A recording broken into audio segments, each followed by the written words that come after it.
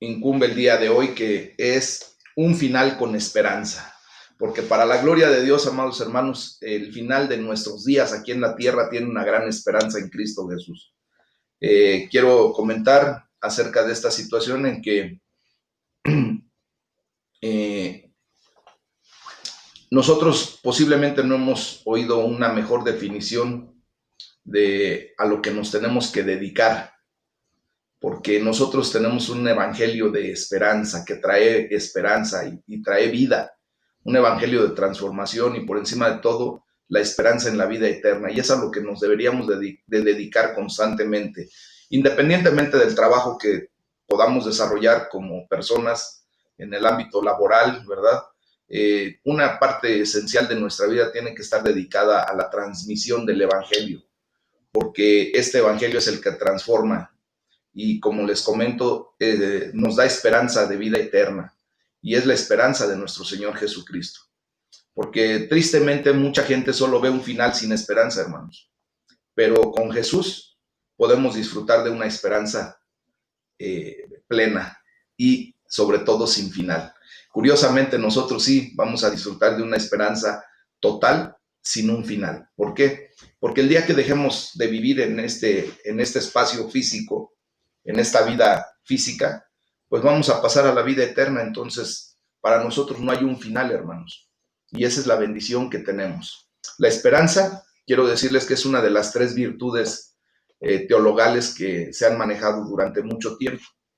Y la esperanza, junto con el amor y la fe, son las tres virtudes que teológicamente tenemos que aprender a manejar correctamente. Y son como tres hermanas. Dos de ellas han crecido. El amor y la fe normalmente son las primeras que crecen como hermanas, ¿verdad? Y la tercera es una niña pequeña, es la hermanita más pequeña. Pero avanzan juntas, agarradas de la mano, las tres. Curiosamente, del lado derecho de la esperanza está la fe y del lado izquierdo está el amor. Y las tres van juntas caminando. Entonces, al verlas a las tres caminando juntas, parecería que son las mayores las que llevan a la pequeña, ¿verdad? La de la derecha y la de la izquierda. Pero quiero decirles que es justamente al revés. La de en medio es la que lleva a las otras dos, porque la esperanza es la que lleva al amor y a la fe. Sin esperanza, hermanos, pues simplemente todo se detendría. No tendríamos ni siquiera la oportunidad de conocer el amor y mucho menos la fe. Por lo tanto, la esperanza es la que nos mueve a sentir el amor que Dios ahora derrama sobre nuestras vidas y a experimentar la fe que ahora desarrollamos en Cristo Jesús. Amén. Entonces, les voy a invitar a que vayamos al Salmo número 89, del versículo 46 al 52, para efecto de poder entender esto que el Señor está hablando a nuestras vidas a través de esta bendita palabra. Ahí, voy a poner esto, más que desde el inicio, ok. Ahora sí ya. El tema del día de hoy, como pueden ver, es un final con esperanza. Y vamos a leer del Salmo número 89, del versículo 46 en adelante. Y hay unas preguntas que hace el salmista. Y dice: ¿hasta cuándo, oh Jehová? ¿Te esconderás para siempre? ¿Arderá tu ira como el fuego? Recuerda cuán breve es mi tiempo. ¿Por qué habrás creado en vano a todo hijo de hombre? ¿Qué hombre vivirá y no verá muerte? ¿Librará su vida del poder del Seol? Señor, ¿dónde están tus antiguas misericordias que juraste a David por tu verdad? Señor, acuérdate del oprobio de tus siervos, oprobio de muchos pueblos que llevo en mi seno. Porque tus enemigos, oh Jehová, han deshonrado, porque tus enemigos han deshonrado los pasos de tu ungido. Bendito sea Jehová para siempre. Amén y amén. Hermanos, esta es la palabra de Dios que tenemos que ir comprendiendo correctamente, para que de esa manera podamos ver lo que Dios habla en nuestras vidas a través de cómo podemos conocer la esperanza de la vida eterna por medio de nuestro Señor Jesucristo. Quiero decirles que vivir sin esperanza técnicamente es no vivir, porque la esperanza es el significado de la vida, lo mismo que es el oxígeno para los pulmones. O sea, la esperanza es vital, hermanos. Es igual que el oxígeno que necesitan nuestros pulmones para poder eh, hacernos funcionar, para poder permitir que sigamos viviendo. Quiero decirles que este salmo acaba con una nota de mucha esperanza. Cuando el salmista declara ahí en el versículo 52, bendito sea el Señor por siempre. Amén y amén. Esta es una palabra de esperanza. ¿Por qué?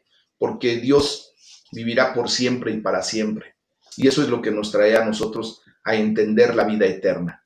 Entonces el salmista se aferra a la esperanza a pesar del hecho de sus muchos problemas, de sus luchas acerca de su propia situación.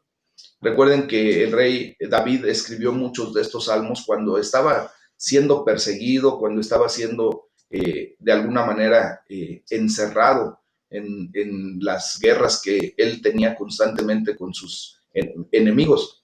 Entonces, su vida estaba necesitada de mucha esperanza, seguramente así como la tuya y la mía, cuando hemos visto que de repente las cosas, las circunstancias no son tan favorables como uno quisiera, pues lo más que podemos experimentar y tener en consideración es la esperanza en Cristo Jesús, para decirle bendito sea Dios por siempre y para siempre. Amén. Entonces, fíjense bien que la esperanza en el sufrimiento y la desesperación nos hacen ver y hacer preguntas que comúnmente el ser humano hace. Por ejemplo, ¿hasta cuándo, Señor? ¿Hasta cuándo vas a permitir que siga esto de la pandemia? ¿Hasta cuándo vas a permitir que ya deje de haber muerte, enfermedad, ¿no? Y es una pregunta retórica, una pregunta de reto que hacemos a Dios. Es un grito de desesperación que muchas veces preguntamos si este sufrimiento durará para siempre, o alguno de nosotros ahorita tiene ya un dato de cuándo va a acabar todo esto. No, ¿verdad? Ahorita estamos en una incertidumbre total. Por ejemplo, aquí en Toluca, las mismas autoridades se contrapuntean bien feo. Por un lado, la Secretaría de Salud está diciendo que ya no ha habido repuntes de contaminación y de transmisión del virus. Y por otro lado, el presidente municipal está diciendo que tenemos el repunte mayor y que vamos a volver a regresar posiblemente al semáforo rojo. Entonces, imagínense si habrá incertidumbre o no. Pero entonces nosotros tenemos que ubicar nuestra esperanza a pesar de la condición que estamos viviendo. De hecho, tenemos que ver la esperanza a pesar de la brevedad de la vida y de lo inevitable de la muerte física, hermanos. De hecho, en el versículo 47, si lo vuelven a leer ahí, la vida es muy corta, dice el salmista, recuerda cuán corta es mi vida, cuán efímera es mi vida, ¿verdad? Y quisiera decirles que si la vida es el final, no habría ningún propósito o un significado mayor. Si después de morir ya no habría nada, pues no tendría ni sentido que nosotros nos preocupáramos. No habría ningún propósito por el hecho de querer ser unas buenas personas. Porque al fin y al cabo, como dice el salmista, ¿para qué creaste a los mortales, verdad? Nadie puede resucitarse a sí mismo de la muerte, dice. ¿Quién hay que viva y no muera jamás? ¿O que pueda escapar del poder del sepulcro? Pues nosotros estamos en esa condición, hermanos, en esta vida física. Pero quiero decirles que tenemos la gran esperanza. Fíjense que en una ocasión yo tuve la oportunidad de platicar con un japonés. Ellos normalmente se declaran ateos o en su defecto, si al caso llegan a tener una religión, se llama shintoísmo o la religión shintoísta. Y este joven con el que yo platiqué me decía que él era ateo. Y me decía, ¿y para qué quieres tú ver las cosas desde el punto de vista de lo que un Dios puede ser, ¿no? Entonces yo le puse dos argumentos. Le digo, mira, vamos a poner dos tesis. Yo te voy a hacer un comentario y tú me dices que te gustaría vivir a final de cuentas. Y vamos a tomar la consideración de lo que tú dices, porque él decía que una vez que se muriera, hasta ahí se acababa toda su condición y no había más, porque todo empezó con la pregunta, ¿qué va a pasar contigo el día que mueras? Y me dice, y se las hago a ustedes, ¿no? ¿Qué pasaría, qué va a pasar con cada uno de nosotros el día que muramos a esta vida? Y me dice él, pues no va a pasar nada, simplemente seré sepultado, como físicamente puede ser, o cremado, y mi cuerpo pues va a simplemente a ser absorbido por la tierra y hasta ahí se acabó. No pasa nada, no va a haber ninguna otra situación. Y ok, vamos a tomar esa tesis, ese ejemplo, como válido. Si no pasa nada, si yo trato de ser mejor y no pasa nada, pues simplemente yo voy a venir a tener una ganancia en cuanto a mi forma de ser. Le digo, pero ¿qué pasaría si verdaderamente hay una vida eterna y hay un infierno y hay un cielo? ¿Qué va a pasar contigo? Me dice, pues no sé. Y ahí hay la incertidumbre.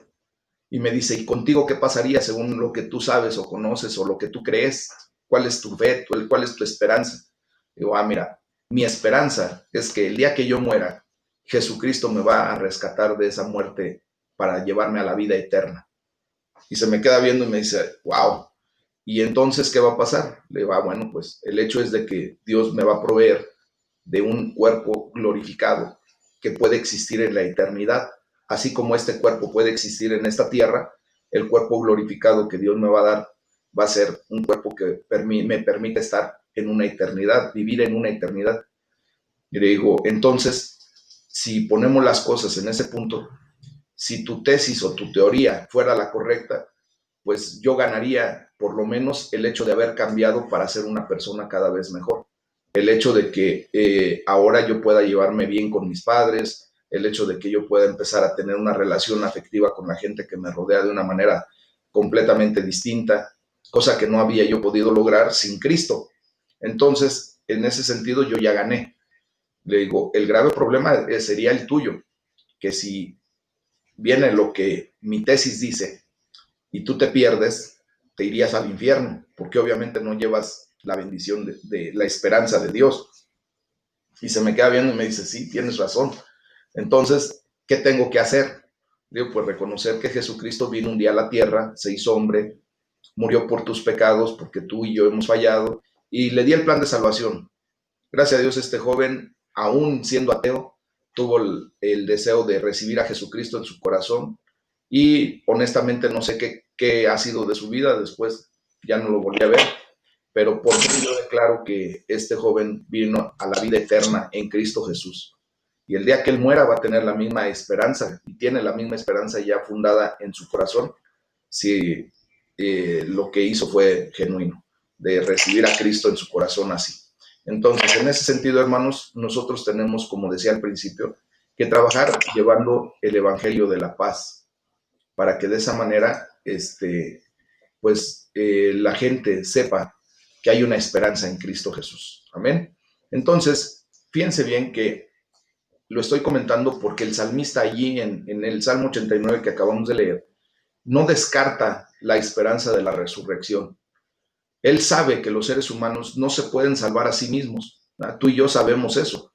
Si ahorita quisiéramos salir de esta condición de vida y yo les dijera, oye hermano, ayúdame por favor a salir de esta situación de, de, de lo que se está viviendo.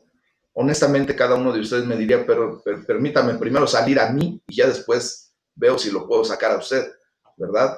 Entonces, nosotros no nos podríamos salvar a nosotros mismos, hermanos. Por ello necesitamos alzar la mirada a nuestro Dios, así como el salmista lo hizo, y preguntar, ¿dónde está, Señor, tu amor de antaño, que en tu fidelidad juraste a David, tu ungido? Lo vemos ahí en el versículo del 49 al 51 del Salmo 89.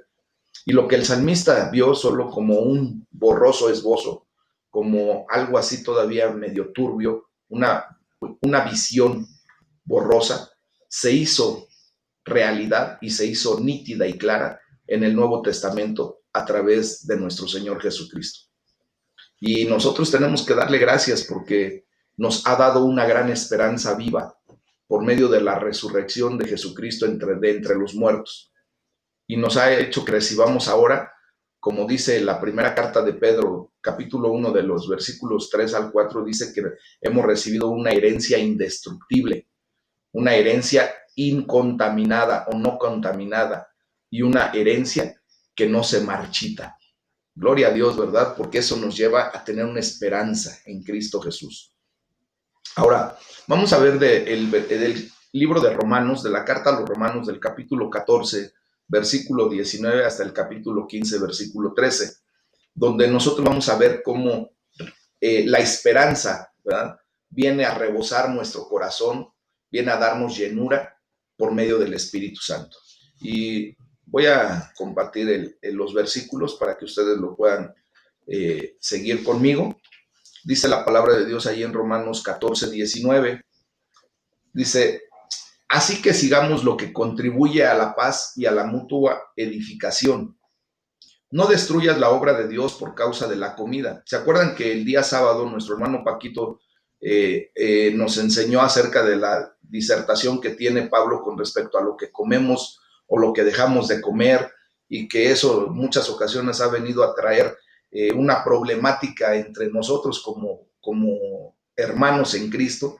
Unos dicen, no, es que no se debe comer esto, otros dicen que sí. La verdad es que Dios habla a través de esta carta para que no veamos la comida como motivo de discusión. Y luego dice ahí, entonces, en el versículo 20, no destruyas la obra de Dios por causa de la comida, o sea, por causa de ese tipo de discusiones. Dice, todas las cosas a la verdad son limpias, pero es malo que el hombre haga tropezar a otros con lo que come. Bueno es no comer carne, ni beber vino, ni nada en que tu hermano tropiece o se ofenda o se debilite. Recordemos que nosotros debemos preferir abstenernos de alguna situación o de alguna cosa que pueda hacer caer a alguno de nuestros hermanos. Recuerden que cada uno de nosotros tenemos nuestra propia concupiscencia, o sea, nuestra propia inclinación hacia el pecado. Lo que, por ejemplo, para mí no puede ser ningún problema, para alguno de ustedes sí. Voy a poner un ejemplo. A mí en lo particular el beber vino, cualquier tipo de alcohol, nunca me ha gustado, no me gusta. Se me hace, pues, generalmente que no debería de ser para nadie. Y por lo tanto a mí me podrían poner la mejor de las botellas, aún muy cara, el mejor de los vinos, y simplemente ni siquiera se me apetece olerlo o saber a qué sabe, ¿verdad? Y yo puedo ver a quien sea tomando, dejando de tomar, y no me causa ningún problema. Pero a una persona que trae una concupiscencia en alcoholismo, ¿verdad?, que sabe que le gustó en su tiempo, en su momento, y le ponen una botella ahí o cerca de él está alguien tomando, pues obviamente se le va a hacer hasta agua a la boca, ¿verdad? Y va a desear en ese momento volver a regresar a su antigua forma de ser. Entonces nosotros tenemos que evitar ese tipo de manifestaciones cuando sabemos que hay alguien al que le podemos ocasionar algún problema respecto a eso. Seguimos con el versículo 22. Dice, ¿tienes tu fe? Tenla para contigo delante de Dios. Bienaventurado el que no se condena a sí mismo en lo que aprueba, pero el que duda sobre lo que come es condenado, porque no lo hace con fe. Y todo lo que no proviene de fe es pecado. Así que los que somos fuertes debemos soportar las flaquezas de los débiles y no agradarnos a nosotros mismos. Cada uno de nosotros agrade a su prójimo en lo que es bueno, para edificación, porque ni aun Cristo se agradó a sí mismo. Antes bien, como está escrito, los vituperios de los que te vituperaban cayeron sobre mí, porque las cosas que se escribieron antes, para nuestra enseñanza se escribieron, a fin de que por la paciencia y la consolación de las Escrituras tengamos esperanza. Dice, pero el Dios de la paciencia y de la consolación les dé entre ustedes un mismo sentir según Cristo, para que unánimes, a una voz, glorifiquen al Dios y Padre de nuestro Señor Jesucristo. Por tanto, recíbanse los unos a los otros como también Cristo nos recibió, para gloria de Dios. Pues les digo que Cristo Jesús vino a ser siervo de la circuncisión para mostrar la verdad de Dios, para confirmar las promesas hechas a los padres y para que los gentiles glorifiquen a Dios por su misericordia, como está escrito. Por tanto, yo te confesaré entre los gentiles y cantaré a tu nombre. Y otra vez dice, otra vez está escrito en otra parte de la escritura, alégrense gentiles con su pueblo. Y en otra parte de la escritura dice otra vez, alaben al Señor todos los gentiles y magnifíquenlo todos los pueblos. Y otra vez en la palabra de Dios, en el Antiguo Testamento, ahí en Isaías dice, estará la raíz de Isaí y el que se levantará a regir los gentiles esperarán en él. Y el Dios de esperanza los llene de todo gozo y paz en el creer, para que abunden en esperanza por el poder del Espíritu Santo. Amén. Voy a volver a repetir el versículo 13 porque es importante. Dice que el Dios de esperanza nos llene a ti y a mí con todo gozo y paz en el creer, o sea, en la fe, para que abundemos en la esperanza por el poder del Espíritu Santo. Gloria a Dios, mis hermanos. Es una bendición el poder leer la palabra de Dios, pero mayor bendición es el poder comprender lo que Dios quiere darnos a entender en esta bendita porción de la palabra. Aquí Dios nos muestra cómo debe rebosar, cómo debe de llenar de esperanza nuestra vida el poder del Espíritu Santo. Porque fíjense bien que la fe produce esperanza, alegría y paz en nuestra vida. La duda nos roba nuestra alegría y nuestra paz. Cada vez que tú y yo tenemos dudas respecto a lo que tenemos que hacer o respecto a lo que está sucediendo y no lo vemos desde el punto de vista de la fe, de la esperanza, ¿verdad? Produce tristeza en nuestro corazón y nos quita la paz. Por eso empezamos a vivir así como angustiados, ¿verdad? Entonces la fe significa confiar en el Dios de la esperanza. Y Pablo ora de esta manera ahí en el versículo 13, como les dije, por eso lo repetí. Y lo voy a volver a repetir en otra versión para que nos dé un poquito de más luz. Dice que el Dios de la esperanza los llene de toda alegría y paz a ustedes que creen en Él, para que rebosen de esperanza por el poder del Espíritu Santo. Que tengamos llenura, ¿verdad? Entonces, fíjense que aquí hay algo bien particular. Hay un círculo virtuoso en Cristo Jesús, en Dios completo. Porque el origen de la esperanza es el Dios propiamente, el Dios de la esperanza, Dios Padre. Y la razón de la esperanza es Jesucristo. ¿Ah? Esa es nuestra razón de tener esperanza, porque Cristo resucitó y ahora tú y yo tenemos una razón para creer que verdaderamente vamos a resucitar. Y Él es Jesucristo, esa razón es Jesucristo. Y la fuente de la esperanza en cada uno de nosotros es el Espíritu Santo. Entonces tenemos que el origen es el Dios Padre, la razón es el Dios Hijo y la fuente de la esperanza es el Dios Espíritu Santo. Qué gloria, ¿verdad? Cómo se manifiesta Dios en plenitud. Esta esperanza no es una ilusión, hermanos, sino que se asienta en lo que Dios ha hecho y está haciendo por cada uno de nosotros. Esta esperanza es la fuerza motriz de nuestro diario vivir. Es la fuerza que nos permite seguir caminando, porque la esperanza nos levanta de las ruinas de nuestros fracasos. ¿Cuántas veces tú has fracasado en alguna empresa que has iniciado, en algún proyecto de tu vida, en algo de lo que tú has empezado a hacer y de repente viene un fracaso? Pero hay esperanza y dices, no importa, caí, fracasé, pero tengo la esperanza de levantarme, ¿verdad? La esperanza nos levanta de nuestro dolor. Simplemente cuando hemos perdido a un ser querido, cuando hemos perdido alguna relación afectuosa, pues tenemos que vivir un duelo primeramente, pero hay una esperanza que nos va a levantar de esa condición, ¿verdad? Y nos va a llevar a otro tipo de relaciones, a experimentar que la gente que sigue a nuestro lado, que todavía está viva, que nos da la esperanza de continuar una relación correcta, ¿verdad? También nos levanta de nuestro miedo a sobreponernos a aquello que alguna vez nos pareció insuperable. Seguramente tú has experimentado algo que de repente dices, no lo voy a poder superar. Esto es tremendamente fuerte para mí y no voy a poder superarlo yo. Pero la gloria sea para Dios porque la fuente, la fuerza motriz que nos alimenta y nos ayuda a salir de esa condición es la esperanza que Dios pone en nuestro corazón. Nuestra capacidad de aguantar perseverando hasta vencer se alimenta solamente de ese ingrediente que parece hasta insípido, insulso, como que no tuviera sabor, que se llama esperanza. Muchas veces nosotros hemos hablado de la esperanza sin lograr comprender qué verdaderamente es. Pero hoy el Señor Jesús nos da la respuesta, porque Él es la esperanza para el mundo entero. Él es la esperanza para el pueblo judío, pero también para el resto de nosotros, para los que en su momento fuimos gentiles. Y Pablo cita una serie de pasajes del Antiguo Testamento para probar todo esto, los cuales culminan con las palabras de Isaías profetizando acerca de Jesús. En el versículo 12 leímos que se levantará para gobernar a las naciones. En él los pueblos pondrán su esperanza. Y tú y yo estamos en esa condición.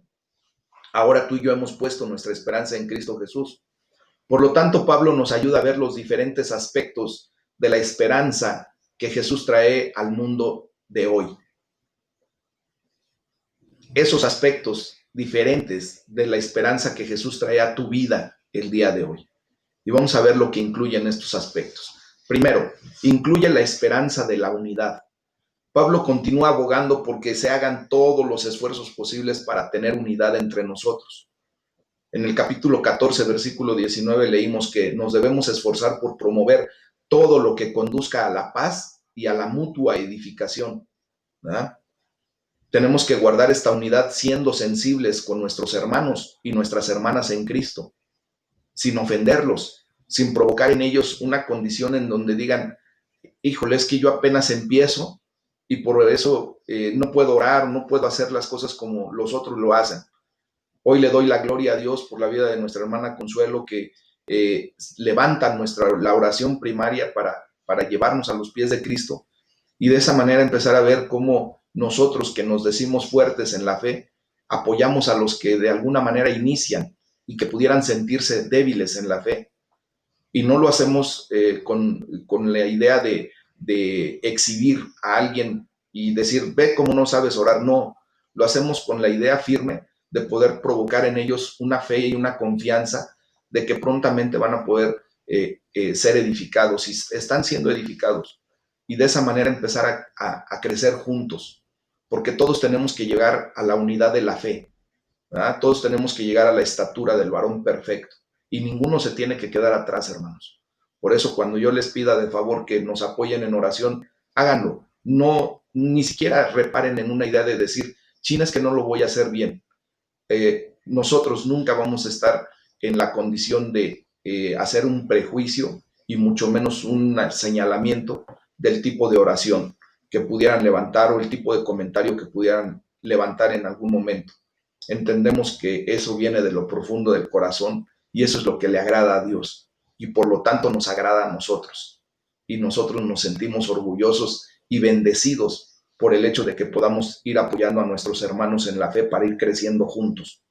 Por lo tanto, cada uno de nosotros tenemos que aprender a agradar al prójimo para su bien, para el bien del prójimo, no para el bien mío. Y todo esto con el fin de edificar al prójimo, como lo leímos en el versículo 2 del capítulo 15. ¿Verdad?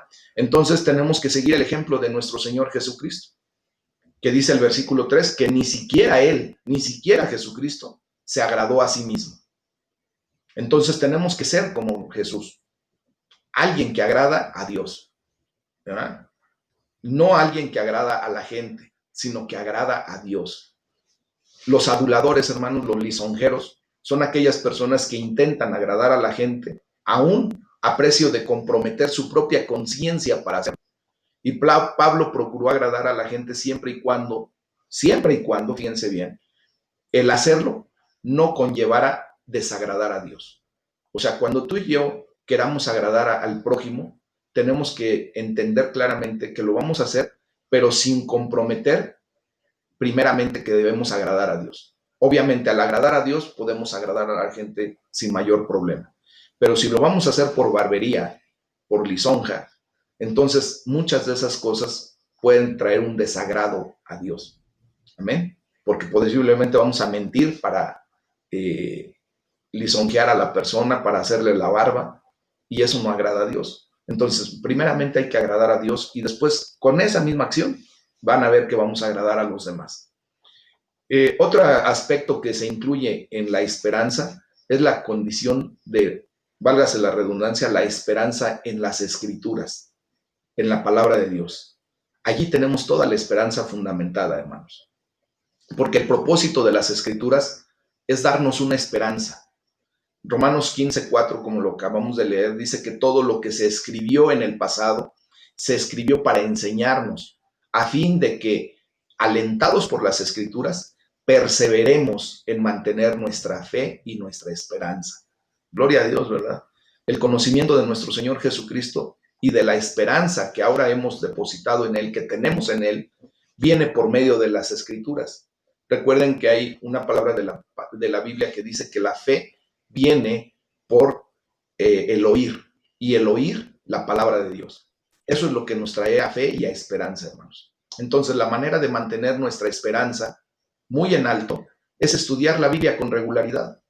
Y le doy gracias a Dios por la vida de todos ustedes, porque al estar en estos devocionales, pues estamos estudiando la Biblia, estamos estudiando las Escrituras con mucha regularidad, y esto nos trae a afianzarnos en la fe y sobre todo a acrecentar nuestra esperanza, porque la palabra de Dios trae bendición a nuestras vidas y nos trae la esperanza. Esta esperanza lleva a toda alegría y paz a todos aquellos que creemos en Jesucristo. Y la verdad es que la alegría y la paz significan ir por la vida con una sonrisa de oreja a oreja y con la maleta vacía, sin tener la necesidad de estar cargando toda nuestra pesar, todo nuestra tristeza, nuestra congoja, sino que ir con una sonrisa plena porque tenemos la gran bendición de lo que viene a continuación. Démosle gracias a Dios, hermanos, porque de la misma manera en que resucitó a Jesucristo de entre los muertos, un día nos va a resucitar a ti y a mí junto con Cristo para una vida plena y eterna. Esa es la esperanza mayor que tenemos tú y yo.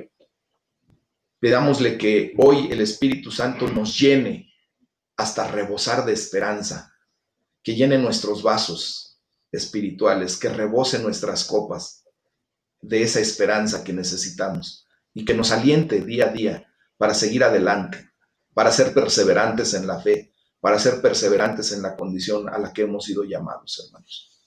Debemos poner nuestra esperanza en la venida de nuestro Señor Jesucristo, porque verdaderamente nuestra esperanza, hermanos, descansa en Él, en el Rey de la Gloria, quien un día regresará para establecer su reino para siempre.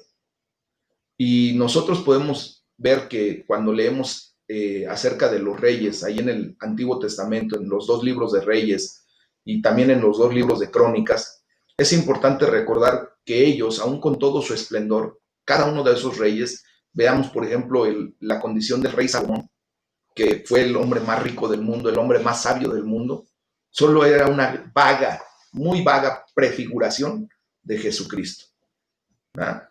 Quien será el rey definitivo.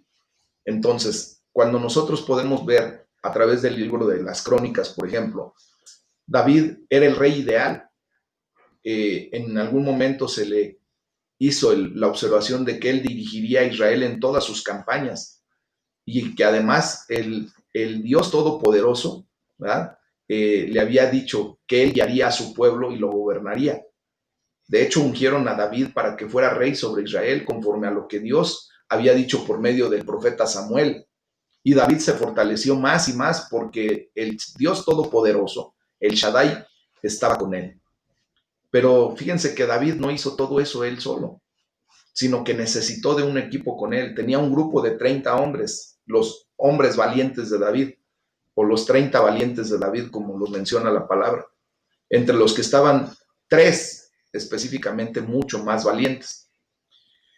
Pero fíjense bien que de esto nos debe de llevar a ver que cuando Dios nos genera un equipo de trabajo, ¿verdad? Simplemente es para glorificar su nombre, hermanos. Nosotros no podemos hacer nada por nosotros mismos. Y entonces nosotros vemos cómo Dios es el que viene a darnos esperanza, a darnos esa condición para salir adelante de cualquier condición a la que nosotros podamos estar expuestos. Y nuestra esperanza ahora está puesta en el regreso de nuestro Señor Jesucristo. Para el cristiano, hermanos, el horizonte es que Él volverá. Esa es nuestra mirada, a final de cuentas. Lo que en el horizonte tú y yo podemos ver. Y tenemos que aprender a aguardar la venida de nuestro Señor Jesucristo. Ya sea que suceda el día de mañana o que suceda en cualquier otro tiempo, hermanos. Ese es nuestro horizonte. Esa es nuestra mirada, la que tenemos que estar viendo, ¿verdad? El cual es fundamental para cada uno de nosotros. Y es lo que nos posibilita estar llenos de esperanza y de poder encontrar sentido verdadero a nuestra vida. Sin ese horizonte, sin esa esperanza, hermanos, nuestra vida sería una vida vana, una vida sin sentido, una vida como muchas personas viven, solamente por vivir, y esperan el día de su muerte sin mayor relevancia. Y es por eso que ustedes y yo tenemos que darle gracias al Padre Celestial, al Padre Eterno, porque todas las promesas que le hizo al pueblo de Israel fueron esperanzas que Israel vio, que ahora se cumplieron cuando nuestro Señor Jesucristo vino y se ungió como el Rey de Reyes. Y ahora nosotros, tú y yo, tenemos la gran esperanza de su regreso. Bendito sea el Dios por siempre. Amén y amén, como lo dice el Salmo número 89, versículo 52. Esa es nuestra esperanza. Vamos a alabar a Dios, hermanos. Vamos a darle la gloria a Dios porque solamente Él la merece.